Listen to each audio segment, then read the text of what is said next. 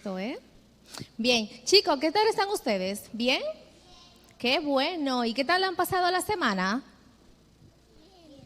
Bien. ¿Y tú qué tal la pasaste? Bien. ¿Y tú? Bien. Qué bueno. ¿Es agradable estar en la casa de Dios el sábado en la mañana? ¿A cuál de ustedes dos le encanta venir cada sábado temprano aquí a la iglesia? ¡Wow! ¡Qué bien! Ahora vamos a escuchar, Megafonía nos va a poner una historia. Mira, qué bueno que se han integrado dos pequeños más, que le va a gustar bastante. Si ustedes gírense, porque va a estar expuesta ahí detrás, para que podamos observar un poco la historia y luego vamos a analizarla, ¿sí?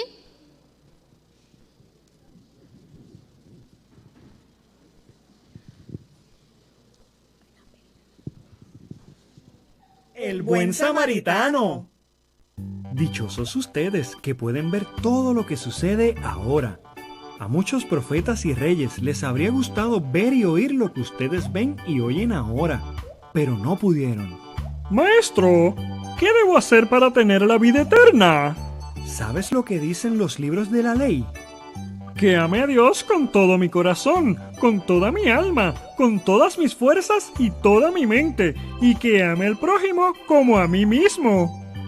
Bien, haz todo eso y tendrás la vida eterna.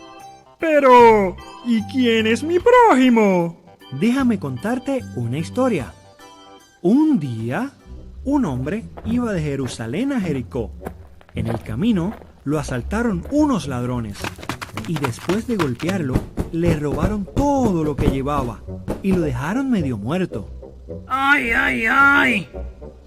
Luego, por ese camino pasó un sacerdote. ¡Ay! Al ver a aquel hombre, el sacerdote se hizo a un lado y siguió su camino. ¡Ay! Luego pasó otra persona, un levita, de los que ayudaba en el templo. ¡Ay! Pero cuando él vio al hombre, también se hizo a un lado y siguió su camino. ¡Ay, ay, ay!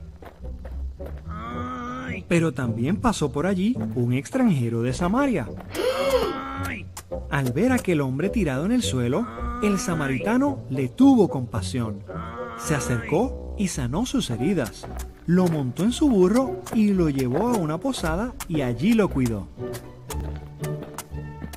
Al día siguiente, el samaritano le dio dinero al dueño de la posada.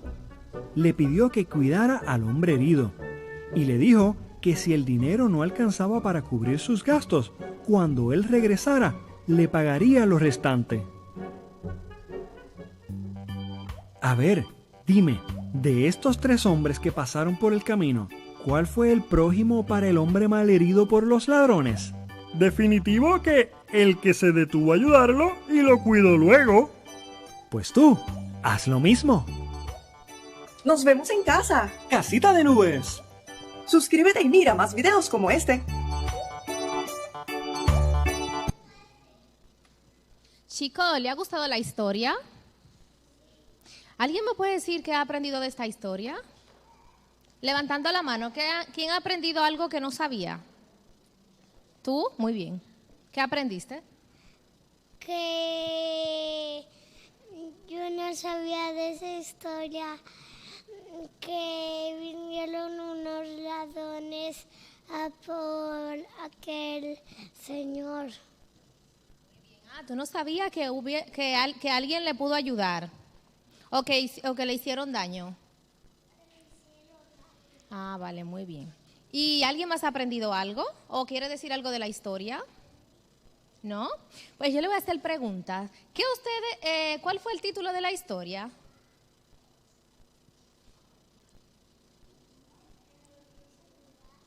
¿Perdón? Que debemos ayudar. Muy bien, esa es la reflexión de la historia, pero ¿cuál es el título de la historia? ¿El buen Samá? Muy bien, el buen samaritano se titula la historia. ¿Cómo debemos nosotros hacer con aquellas personas que están heridas o que necesitan nuestra ayuda? ¿Debemos pasar como hizo el sacerdote e ignorar a esa persona o debemos ayudarle? Muy bien. ¿Y qué nos dice la historia en esta mañana? ¿Qué cosa debemos hacer con las personas que nos necesitan? Espera, repite de nuevo que para que te escuche. Debemos ayudarles. Muy bien. ¿Y qué vamos a hacer nosotros a partir de hoy? Portarnos bien. ¿Y qué más? Ayudar a los pobres y todos los enfermos. Perfecto. Esa es la lección de la historia de hoy. Debemos ayudar a aquellas personas que nos necesitan, independientemente de quién sea, porque Jesús así desea que nosotros podamos hacer. Vayan sentados junto a sus padres para que puedan escuchar el culto y que tengan un feliz sábado.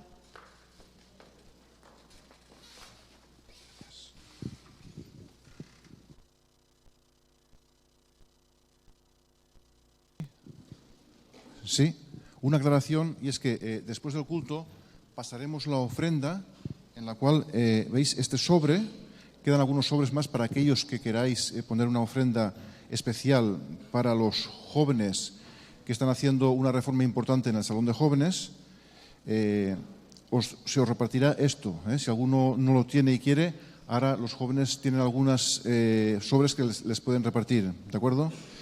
Eso será después de... la ofrenda la recogeremos después del culto. Ahora queremos presentar al grupo, al Ministerio de Sordos de aquí de la Iglesia, porque sabéis que ayer fue el Día Internacional de las Personas Sordas. Así que ellos tienen un programa especial, ahora una intervención musical. Hay que agradecer al Ministerio de Sordos que están haciendo una labor muy buena. Gracias, Viviana, y a todos los componentes. Así que, bueno, tenéis ahora vuestra participación. Buenos días, hermanos. Ayer, como dice Vicente, fue el Día Nacional de la Lengua de Signos Española. Como sabéis, aquí tenemos un pequeño grupito que se está entrenando para que algún día y orando para que algún día tengamos un sordo y podamos predicarle. Primero vamos a poner megafonía a un vídeo y luego os explico. 2 minutitos.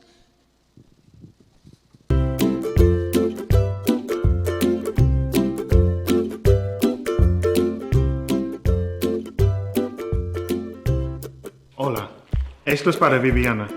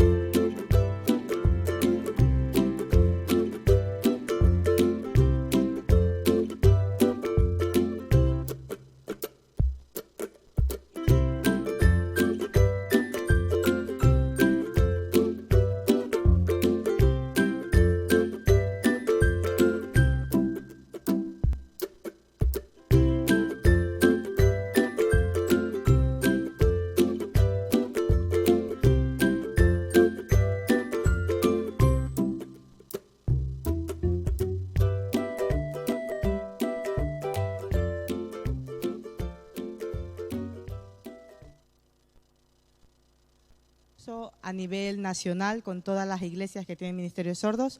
Pedimos la ayuda a la iglesia de que todos los que tengáis YouTube podáis entrar en el vídeo, le deis un like o un me gusta para así poder ganar unas entradas, que hay personas que no tienen la posibilidad de ir al Campamento Nacional de Sordos, entonces con eso vamos a ayudarle a unas personas. Y invito a los chicos, el himno que vamos a entonar será 59 segundos, así que pasad. Sábado se llama.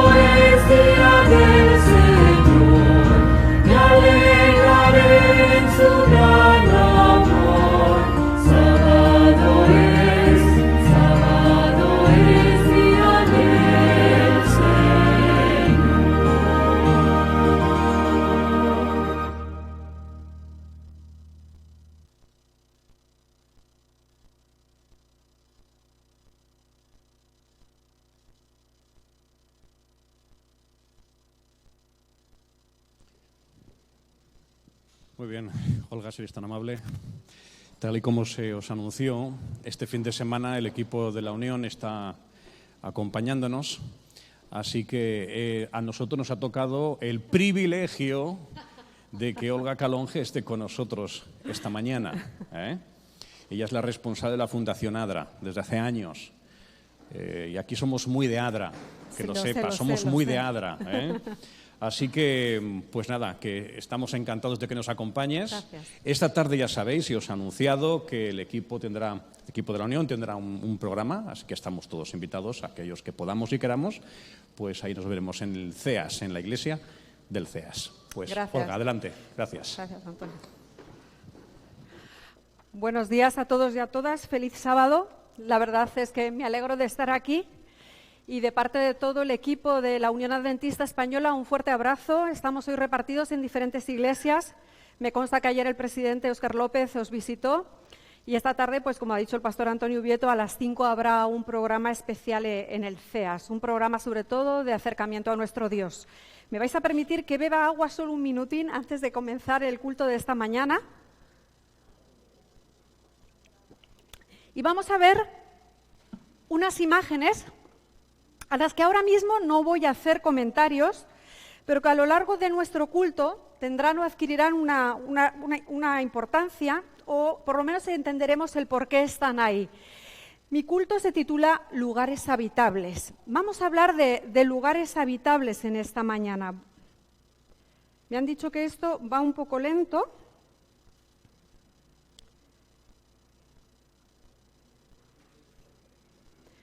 Pero no sé si lo lento es... ¿Sí?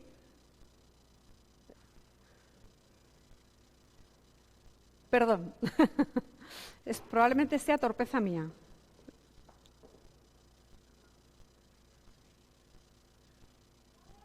Sí, eso es de verdad. Si podéis pasar desde ahí, lo mismo me da, no es importante. Vamos a ver solamente unas pocas imágenes. Veremos personas, muchas personas, avanzamos. Vemos algún texto en algún caso. Seguimos.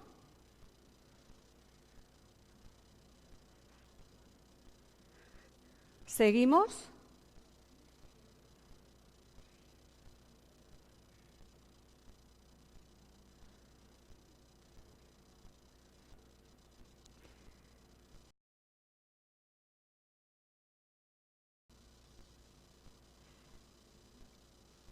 y quitamos ahora las imágenes. En el Antiguo Testamento, Dios nos da un conjunto de leyes para respetar y cuidar la vida humana, al ser humano. El Señor en ese momento, cuando da esas leyes, resultan revolucionarias, por decirlo de alguna forma, para el contexto y la realidad política y social de entonces. Incluso el pastor Badenas, si leemos su libro Más allá de la ley, en algún momento dirá que muchos de los preceptos humanitarios que hoy en día hemos llamado derechos humanos, los podemos encontrar ya en las leyes que Dios dio al pueblo de Israel. En esta mañana me voy a detener en una de esas leyes, normas, que el Señor recomienda al pueblo de Israel. Y para eso os voy a invitar que abráis vuestras Biblias. Vamos a abrir nuestras Biblias en Números 35, versículos del 9 hasta el 15. Aquí nos va a hablar de lo que son las ciudades refugio. Números 35, versículos del 9 hasta el 15. Habló Jehová a Moisés y le dijo: habla a los hijos de Israel y diles: cuando hayáis pasado al otro lado del Jordán hacia la tierra de Canaán, señalaréis ciudades, ciudades que os sirvan de refugio, donde huya el homicida que hiera a alguien de muerte sin intención. Esas ciudades serán para refugiarse del vengador, y así no morirá el homicida antes de haber comparecido a juicio delante de la congregación. De las ciudades pues que daréis, tendréis 6 ciudades de refugio. 3 ciudades daréis a este lado del Jordán y 3 ciudades daréis en la tierra de Canaán, las cuales serán ciudades de refugio. Estas 6 ciudades serán de refugio para los hijos de Israel, para el extranjero y el que habite entre ellos, para que huya allá cualquiera que hiera de muerte a otro sin intención. Dios suministró desde el comienzo, amorosamente, unas ciudades que iban a servir de refugio y que iban a acoger a alguien que hubiese muerto cuando ese acto siempre fuese cometido sin intención. ¿Dónde estaban ubicadas esas ciudades? Hemos leído en el texto dónde estaban ubicadas. 3 al este, las otras 3. Vamos a ver una foto de cómo estaban, porque es importante la ubicación para que veamos cómo Dios las establece de tal forma y las hace equidistantes que cualquier persona podía llegar en un día a una de esas ciudades. Vamos a ver la fotografía de la ubicación de las ciudades refugio. Mirad dónde estaban colocadas. 3 de ellas, Kedes, Siquem y Hebrón, estaban al oeste del Jordán, al este se hallaba Golán, Ramot y Bezer. Estas ciudades se mantenían en buen estado. Los caminos que llevaban a estas ciudades estaban limpios, estaban despejados, de tal forma que las personas podían encontrar, localizar fácilmente, incluso estaba indicado cómo llegar a estas ciudades. En estas ciudades, el homicida involuntario encontraba protección, encontraba cuidado, sabía que allí se le iba a cuidar de un acto que en última instancia él había cometido de forma involuntaria. Estas ciudades realmente eran una provisión de la tremenda misericordia de Dios, porque imaginemos, si vamos a Génesis y abrimos nuestras Biblias en Génesis 9:6, ¿qué pasaba si una persona mataba a otra persona? Aquí leemos en Génesis 9:6, que dice así. Génesis 9, versículo 6. El que derrame la sangre de un hombre, por otro hombre su sangre será derramada. Es decir, que el homicida tenía que morir, salvo en este caso que si ese acto de muerte se había producido de forma involuntaria, sin desearlo, sin quererlo, la persona tenía la oportunidad de huir a una de estas ciudades refugio y tendría que vivir allí. De hecho, Deuteronomios nos dice en el capítulo 19, versículo 4, que cuando una persona hería a otra sin saberlo y sin intención, era cuando entonces podía ir hasta una de estas ciudades refugio. Pero ¿qué pasaba? La persona había cometido ese acto sin intención, llegaba a la ciudad refugio y se le acogía sin más Pues el texto bíblico nos dice que es cierto que aunque se le recibía hospitalariamente, es decir, no se le echaba, no se le excluía, la persona tenía que presentar lo que había pasado ante los ancianos para valorar si realmente nos encontrábamos ante una situación no intencionada o era otra cosa, o era realmente un homicidio o un asesinato. Entonces, a la entrada de la ciudad, esa persona podía exponer cuál era su causa para ver si los ancianos juzgaban, idóneo o no idóneo, darle paso a esa ciudad de acogida. Allí él tendría la oportunidad de probar su inocencia.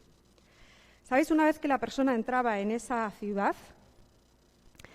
su vida transcurría en esa ciudad y, de hecho, no podía traspasar ciertos límites de esa ciudad.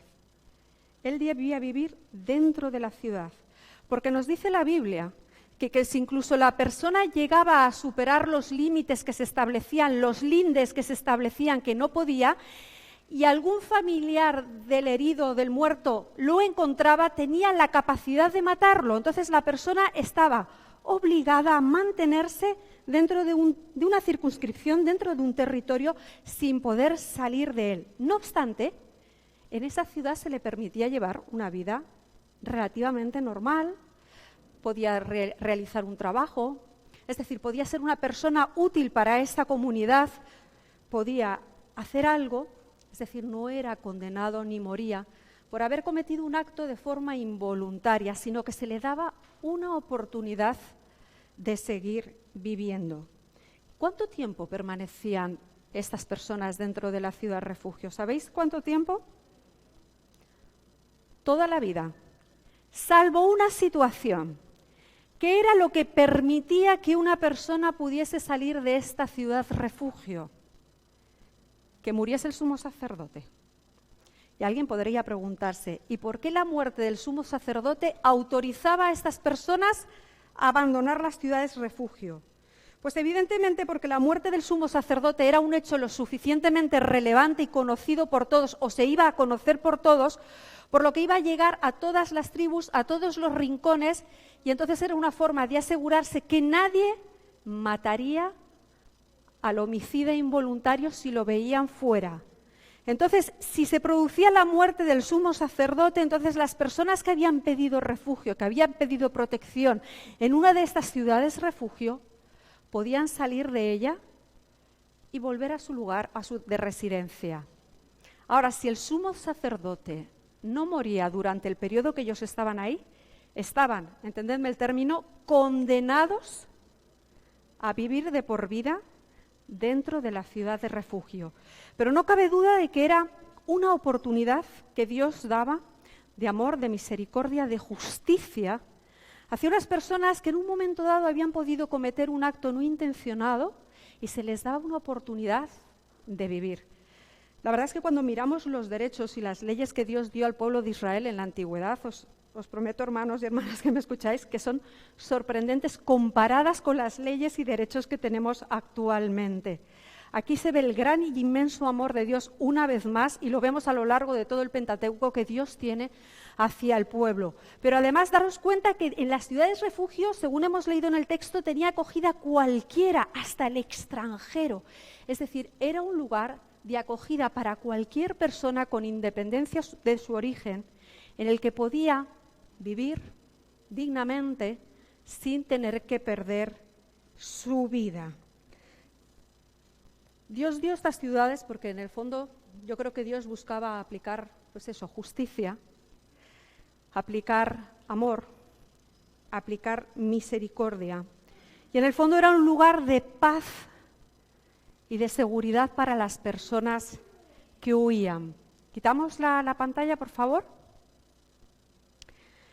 En la Edad Media podemos encontrar una figura parecida, pero dista mucho de las ciudades refugio, Yo no sé si nos acordamos todos que en la Edad Media, cuando una persona había cometido un acto homicida o asesinato, tenía la posibilidad de huir hasta una iglesia, meterse dentro de la iglesia.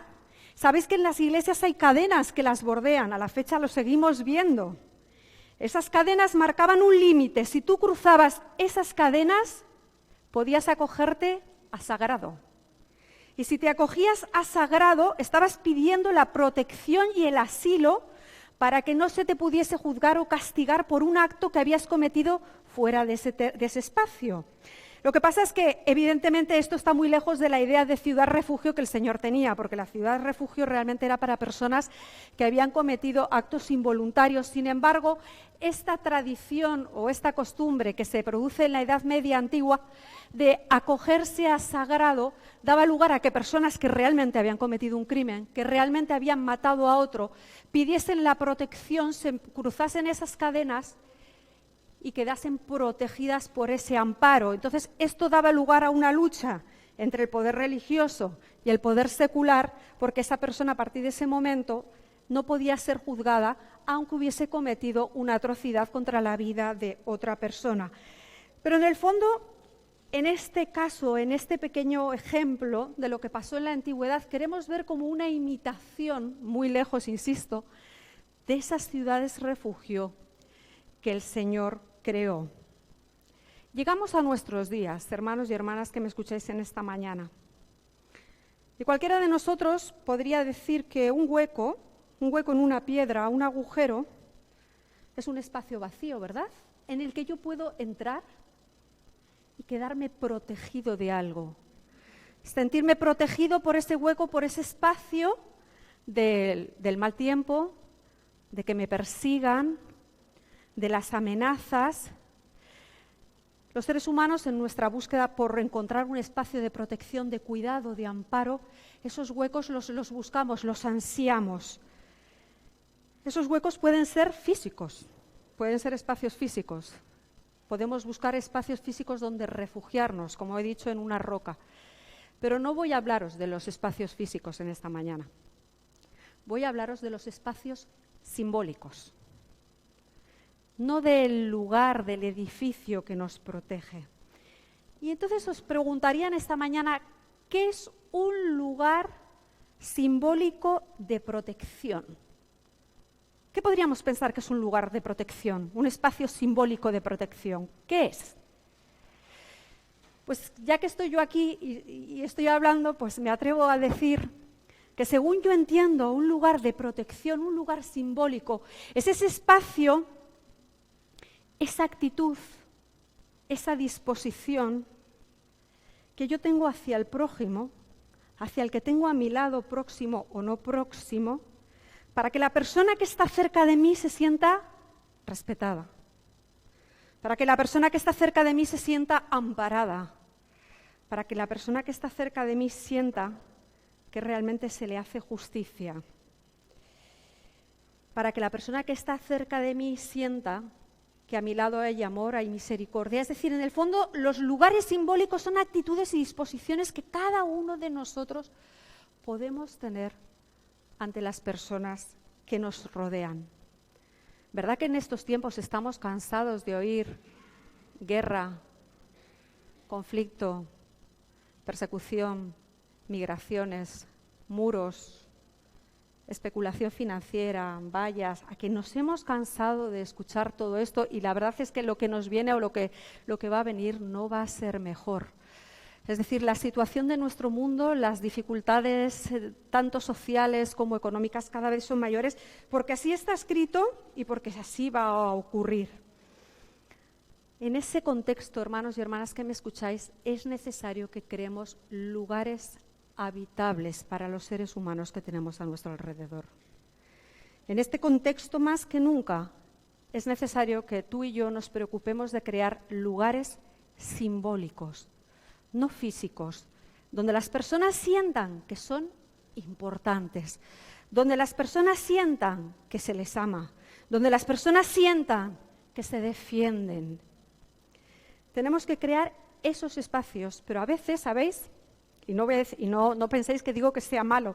Nos preocupamos mucho por el espacio físico, por cómo tenemos nuestros edificios, si son grandes, si no son grandes, de qué color, dónde vamos a colocar esto y lo otro. Y no, insisto, no digo que no sea importante, pero realmente lo que más nos debería preocupar no es el espacio físico que tenemos, sino los espacios simbólicos que estamos creando en esta tierra, que estamos generando en estos momentos. ¿Qué lugares simbólicos estamos creando tú y yo? Vamos a ver qué tipo de lugares creó Jesús mientras estuvo en esta tierra. ¿Qué lugares creó Jesús durante su ministerio? Es curioso que Jesús era hijo de un carpintero. Si alguien tenía que saber de construcciones, ese era Jesús. Me imagino que Jesús, aunque no nos dan detalles en los evangelios, desde muy pequeñito su padre le enseñaría cómo hacer la carpintería y cómo construir cosas. Y sabría hacerlo perfectamente. Me imagino que Jesús no tendría dificultades en construir un espacio físico adecuado para cualquier persona. Pero sin embargo, curiosamente, cuando Jesús llega a la edad adulta, cuando deja de ser niño y empieza su ministerio, Jesús deja de preocuparse por construir lugares físicos. Jesús, cuando llega a su ministerio, lo que le preocupa realmente es construir lugares habitables para las personas con las que se rodea. Si vamos a Lucas, si cogemos el Evangelio de Lucas, si tomamos el Evangelio de Lucas desde el comienzo del ministerio de Jesús hasta la muerte de Jesús en la cruz, casi podemos hacer una lectura geográfica de ese Evangelio. Miremos cómo empieza Jesús su ministerio, hermanos y hermanas que me escucháis en la sinagoga. ¿Cómo empieza Jesús hablando? ¿Qué lugares viene Jesús a construir cuando comienza su ministerio? Él dice, porque vengo a dar la buena noticia a los pobres, la libertad a los cautivos, la vista a los ciegos, la libertad a los oprimidos. Y así está todo su ministerio hasta que llega al final y muere en la cruz. Desde que él sale de esa sinagoga, va a ir a Samaria, encontrarse con Zaqueo, hablar con mujeres, tratar con mujeres inmundas. Van a salir personas que están poseídas, multitudes hambrientas. Si alguien me tuviese que calificar esta enumeración que acabo de hacer, ¿qué me diría? Y perdonadme la expresión que suena mal. Jesús durante su ministerio trata con los basureros sociales. Perdón la expresión que suena fuerte. Es decir, con las personas marginadas, tanto socialmente como también espiritualmente. Trata con ambos. Todo su ministerio consiste en eso. Transita por la periferia. Transita y se relaciona con todas las personas marginadas socialmente y espiritualmente. Y a su paso, hermanos y hermanas que me escucháis, Jesús crea lugares habitables. Jesús fue un constructor de lugares habitables para aquellos y aquellas que en esos momentos vivían situaciones vulnerables, vamos a decir, que tanto socialmente como espiritualmente. Y es que Jesús llega a hablar de su reino y habla de su reino futuro. Pero sin embargo, mientras está en la tierra, durante todo ese ministerio, Jesús crea un reino, crea un lugar habitable para esas personas con las que Él se relaciona. Yo a veces he pensado, viendo a Jesús, sus planteamientos, sus enfoques, que os aseguro que gran parte de los derechos sociales que hoy defendemos están en ese modelo de Jesús, os lo puedo asegurar. Yo me imagino qué choque tuvieron que vivir los discípulos que estaban con Él. Imaginaros que esos discípulos, cada uno venía con su identidad, sus particularidades, con sus caracteres, y de pronto se encuentran con un hombre, que ya sabemos todos además que los discípulos les costó, bueno, como nos cuesta a nosotros, comprender el ministerio de Jesús, se encuentran con un hombre que se relaciona con personas excluidas socialmente, con los fariseos. Yo me imagino que al principio los discípulos no podían, les costaría comprender en ese proceso qué hacía ese hombre como Jesús con esa gente. Pero Jesús a lo largo de ese ministerio va a hacer algo fundamental con estos discípulos y lo vamos a ver en su obra posterior. Los saca de su zona de confort. Les muestra que lo que ellos conocían no es lo que hay que hacer. Los saca de su espacio de comodidad y les muestra qué lugares son necesarios construir. Y en esta mañana mi pregunta me gustaría que fuese: ¿qué lugares estamos construyendo tú y yo en este mundo? ¿Estamos creando lugares habitables para las personas que nos rodean cerca aquí de nosotros y que igual no están tan cerca? ¿Qué es un lugar habitable? Hemos dicho antes que es una actitud, una disposición. Pero lo que tengo claro, y esto a veces la gente me discute y me parece bien, es que un lugar habitable no solamente puede ser un gesto, una sola actitud en un día. Es verdad que a veces un gesto, una palabra, puede ayudarnos, puede cambiarnos o puede mejorarnos el día, ¿verdad que sí? Pero crear un lugar habitable para las personas tiene que ser algo más que un simple gesto. Tiene que ser acercarse a las problemáticas sociales, relacionarse con esas personas que sufren, que esas personas se sientan reconocidas, que esas personas se sientan queridas, que esas personas se sientan que son importantes para Dios y para nosotros. Podríamos poner muchos ejemplos o podríais decirme: ¿y cómo puedo yo hacer un lugar habitable en este mundo? Con las dificultades, los problemas, yo me siento tan pequeño ante la inmensidad de lo que hay. Por ejemplo, me consta que en esta iglesia de Valencia Vives hay un grupo de voluntarios y voluntarias numeroso que desde hace muchos años tienen un proyecto todos los domingos en el que atienden a una serie de personas. Y desde aquí quiero agradecerles y también quiero decir que es un proyecto que ponemos de modelo en muchos lugares. Cuando visito, pongo el ejemplo de la iglesia de Valencia Vives, cuando me dicen: bueno, hermana, ¿y qué podemos hacer en esta iglesia? Y entre los distintos proyectos siempre presento el proyecto de esta iglesia, porque la verdad es que hay un grupo de personas ya comprometidas desde hace mucho tiempo, gracias a todas ellas, y gracias por ese servicio que estamos dando a las personas que nos rodean. Ahí tenemos un ejemplo claro de cómo podemos construir lugares habitables hacia las personas que nos rodean. Cada uno tendremos un lugar.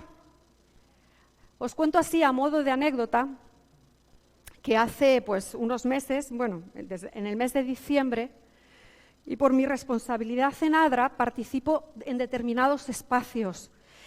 Y durante meses, porque nos ha llevado meses y luego a veces es decepcionante el resultado que obtienes, pero no por eso tenemos que dejar de hacerlo, porque es una cuestión de justicia.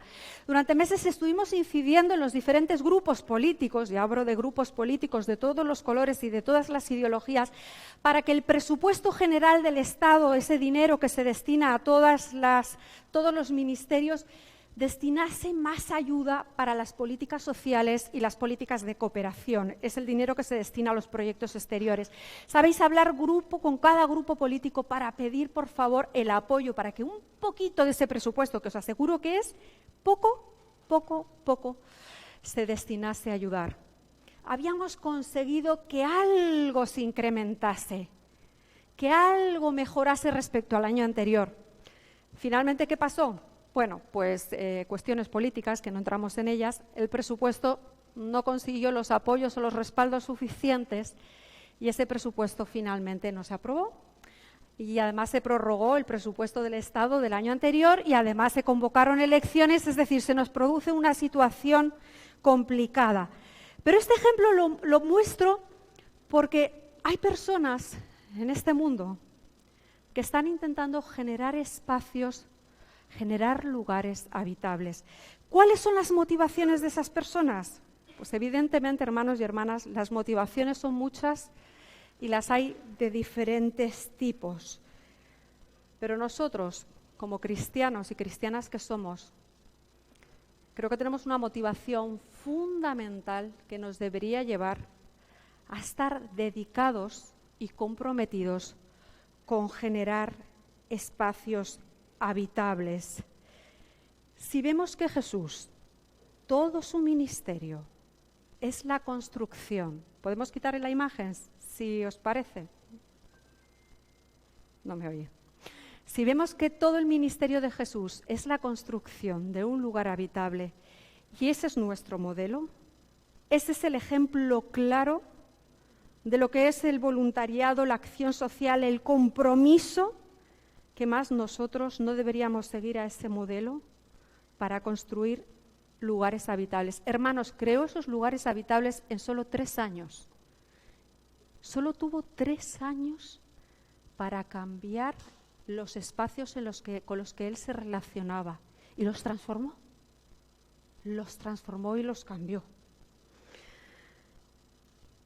Esta mañana hemos hecho así yo no pretendo alargarme mucho porque he dicho que iba a ser cumplidora con el tiempo y voy a hacerlo, pero la realidad es que vemos cómo en el Antiguo Testamento el Señor crea unos espacios como son las casas, son las ciudades refugio para proteger a las personas. Un lugar donde las personas que habían cometido un acto involuntario podían refugiarse. Un lugar donde podían sentirse protegidas. Un lugar donde podían mantener su vida. Pero el ministerio de Jesús nos dice que lo importante ya no son los lugares físicos. El ministerio de Jesús lo que nos va a decir que lo importante son los lugares simbólicos que tú y yo construyamos en este mundo. Lo importante es que Jesús demostró, reconoció a las personas, les dio un lugar que nadie les había dado y solamente lo hizo moviéndose y relacionándose con ellas. La hermana White dice, todos sabemos que el método de Jesús es el método perfecto, ¿verdad? La hermana White dice que Jesús hacía algo, y es que se hacía amigo de las personas. Jesús se acercaba a las personas de inicio sin esperar nada a cambio. Y de hecho vemos pasajes en la Biblia en los que a unos les dice, sígueme, y a otros no les dice nada. Pero lo que sí que hacía Jesús es que se acercaba a las personas, y la hermana White dice que se sentaba con ellas, se relacionaba con ellas, y evidentemente, hermanos y hermanas, en ese momento Jesús creaba un lugar habitable para esas personas. Eso es lo que nos está pidiendo Dios a cada uno de nosotros hoy, en este momento, en esta realidad, en este contexto que tú y yo estamos viviendo. Lo que Dios nos está pidiendo es que creemos lugares habitables para las personas que nos rodean. Personas que pueden estar aquí con nosotros, personas que pueden estar más allá de estas puertas, personas que pueden estar a miles de kilómetros, cada uno dependiendo del lugar en el que esté y sus dones y capacidades tendrá la capacidad o la posibilidad de incidir en un lugar o en otro. Lugares en los que podamos aportar los valores del Evangelio y ese modelo perfecto que Jesús nos dejó. Porque el Señor nos dijo ya en el Pentateuco, amarás a tu Dios sobre todas las cosas, ¿verdad que nos lo sabemos bien? Y a tu prójimo como a ti mismo. Ese es el gran mandamiento que te doy. Amarás a tu Dios sobre todas las cosas y a tu prójimo como a ti mismo. Y esa es nuestra misión. Amar a Dios y amar a nuestro prójimo. Y un día Jesús me va a decir, Olga, ¿qué lugar has construido tú para mí en esta tierra? ¿Qué lugares habitables has hecho tú en esta tierra mientras has estado? Y me va a preguntar si he considerado al próximo o no próximo y lo he acogido y lo he cuidado y he incidido para cambiar su realidad. Hermanos y hermanas que me escucháis en esta mañana, que Dios nos ayude a ser constructores de lugares habitables en este mundo. Realmente por mi trabajo me doy cuenta, otros trabajos, todos lo percibimos, ¿no? Pero me doy cuenta por el trabajo en ADRA, las tremendas necesidades y tremendas desigualdades e injusticias sociales que se están produciendo actualmente. Seamos capaces todos, en la medida de lo posible y siempre siguiendo ese modelo de Jesús y asidos a su mano, de crear espacios habitables para las personas que nos rodean. Y no puedo terminar sin leer un texto que me encanta, que se encuentra en Miqueas 6:8. Miqueas 6:8 nos dice, hombre, Él te ha declarado lo que es bueno. Lo que pide Jehová de ti, solamente hacer justicia, amar misericordia y humillarte ante tu Dios. Ese es mi deseo en esta mañana. Amén.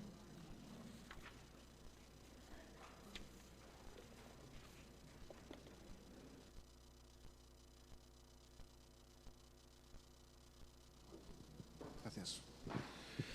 Gracias por este hermoso mensaje a Olga Calonge. Bien, recordamos que ahora se va a pasar la ofrenda y que en esa ofrenda podemos poner, por una parte, la ofrenda especial para jóvenes y también las ofrendas normales de presupuesto combinado, es decir, las ofrendas y diezmos que se recogen todos los días. Recordadlo, no solamente la ofrenda especial para jóvenes, sino también la ofrenda de presupuesto combinado y diezmos. Gracias. Invitamos a los diáconos a que pasen la ofrenda.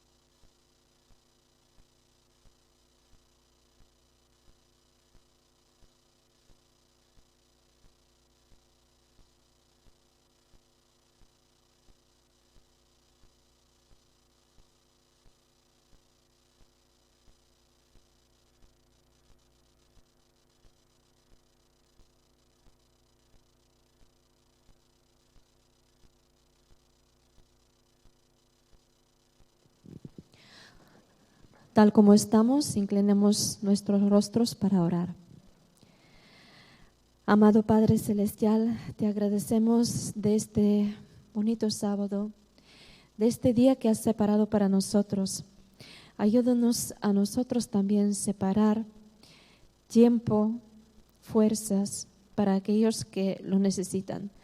Ayúdanos a llegar a estas personas, acercarnos a ellas tal como tú lo has hecho.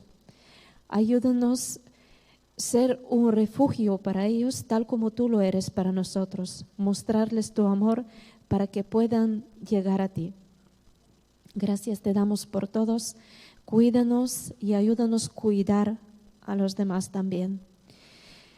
Bendícenos con tu paz, con tu presencia, para que podamos ser algo mejor, mucho mejor de lo que estamos. Sin ti nada podemos hacer, pero en ti no hay nada imposible. Por eso te pedimos tu bendición especial para cada uno de nosotros. Da igual la situación en que está, sabemos que puede mejorar. Contigo sí que puede. Gracias te damos de nuevo por todo. Bendícenos ahora cuando nos quedamos con el estudio y ayúdanos a aprender cada día más y más de ti. En nombre de Cristo Jesús te lo pedimos. Amén.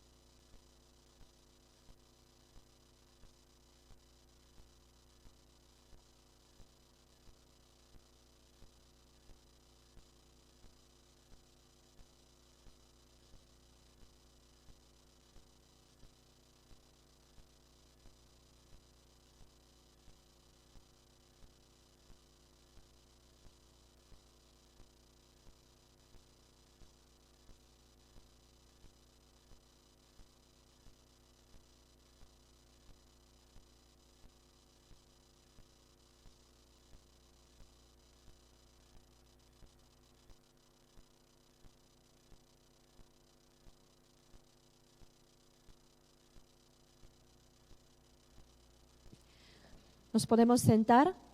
Invito a Vicente Ferrer para el comienzo de la escuela sabática. Gracias.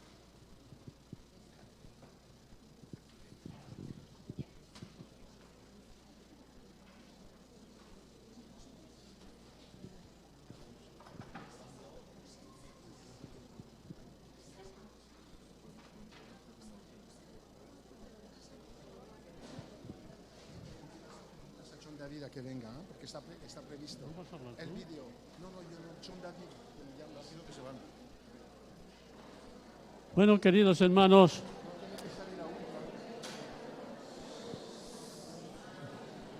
vamos a empezar la escuela sabática entonando el himno 269. Tocará, hermana, una estrofa y pararemos un poco, pararemos. 269.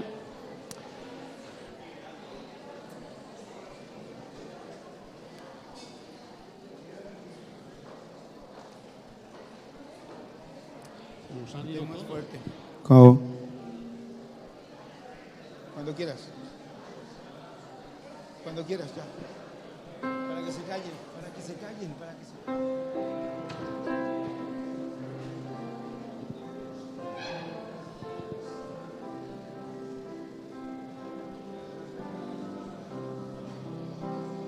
Prefiero a mi Cristo al vano